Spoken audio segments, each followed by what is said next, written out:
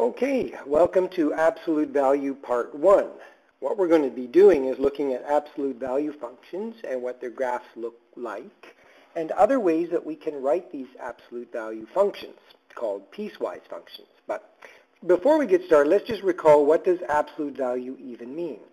So if you had something like the absolute value of -2, recall that means you're turning that number positive. And if the number's already positive, say you have the absolute value of 7, it just stays positive. So that's what the absolute value function does. Okay, so what we're now going to do, I'm just going to clear the screen here, we are going to try to graph the following function.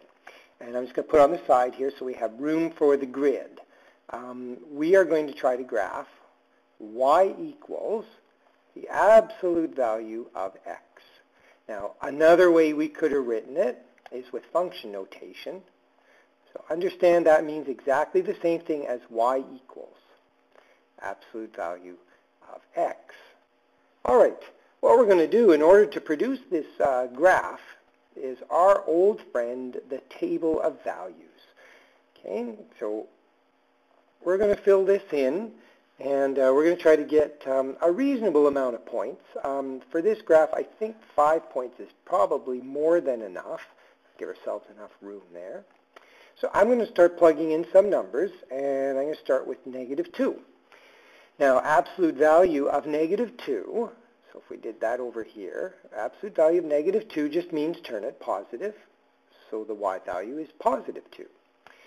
And similarly, if I plugged in -1, the absolute value would turn that positive, so +1. The absolute value of 0 just stays as 0. And a couple more points, maybe some positive points like 1 and 2. And guess what? They don't change. So the y values are just going to be +2. So let's just clear this guy away here. And then I'm going to throw on my grid. So there's my grid that we're going to use to do the graphing. So we're going to plot these points now. And let's see here. We'll start with -2, +2. There's our first point on the graph. Next point is -1, +1. And then we got 0, 0, the origin. Then we've got 1, 1. And lastly, 2, 2.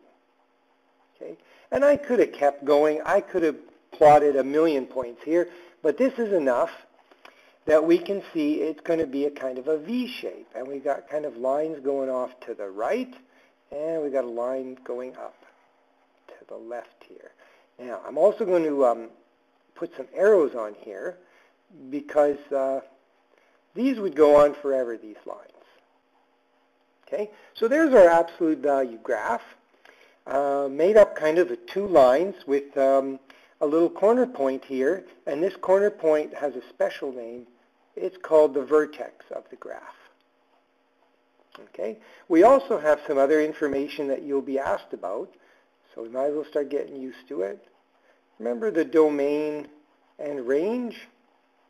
Well, on this graph, the domain or the x values, there isn't much to say about it. It seems to be all numbers would work in this graph. There doesn't seem to be any numbers that are excluded. So we would just say all real numbers. The range, on the other hand, is much more limited. You can see there's nothing that seems to have negative y values. Okay, none of these points seem to ever have negative y values. So we would make the statement y is always greater than or equal to 0, meaning that y is always positive. Okay, so that is a basic introduction to the absolute value function and its graph. What I'm now going to do, I'm going to show you how we can rewrite this function using what's called a piecewise approach. Okay? Now the reason that this whole thing is called, now I'll write it out here so you understand that piecewise means pieces, piecewise function, not a function that is opposed to war. So just be aware, piecewise means because it's made up of pieces. And what we do is we just say, well, on the left side, we had a piece that looked kind of like this. It was a line that went up to the left. and on the right side, we had a line that goes up to the right. And it's these two pieces that we kind of blend together and make the absolute value graph. Okay, so it's these two pieces that together make this graph here. Okay, the absolute value graph. Now, what if I wanted to create this absolute value graph here without using the absolute value sign?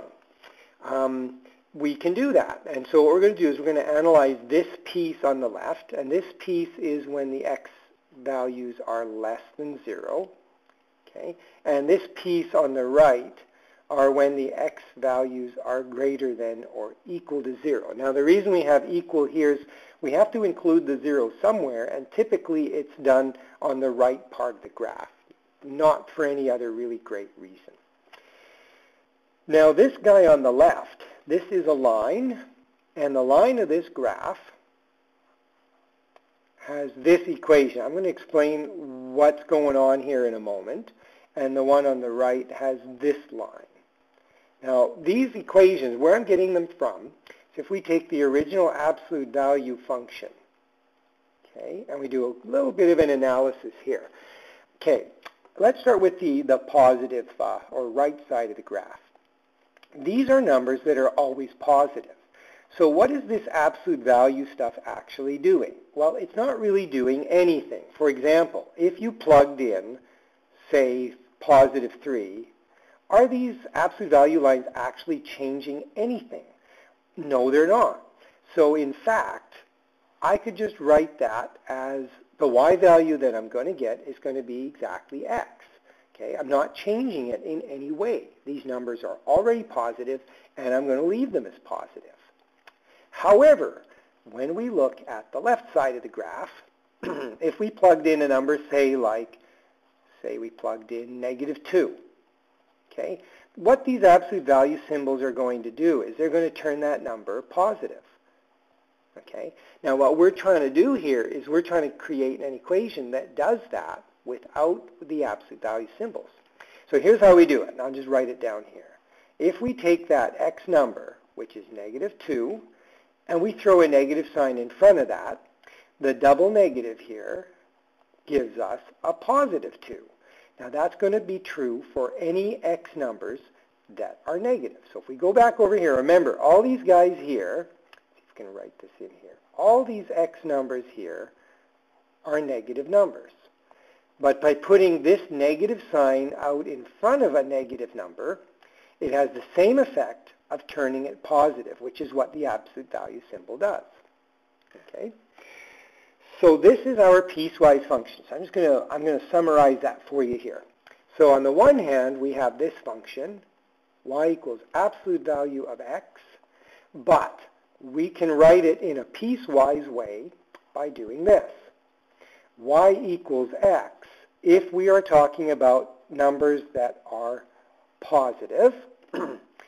And on the left side, we put a negative sign in front of x, and that's because we're talking about numbers or x values that are less than 0. So these two things together give us the same as this absolute value function. But this is done in the piecewise kind of way.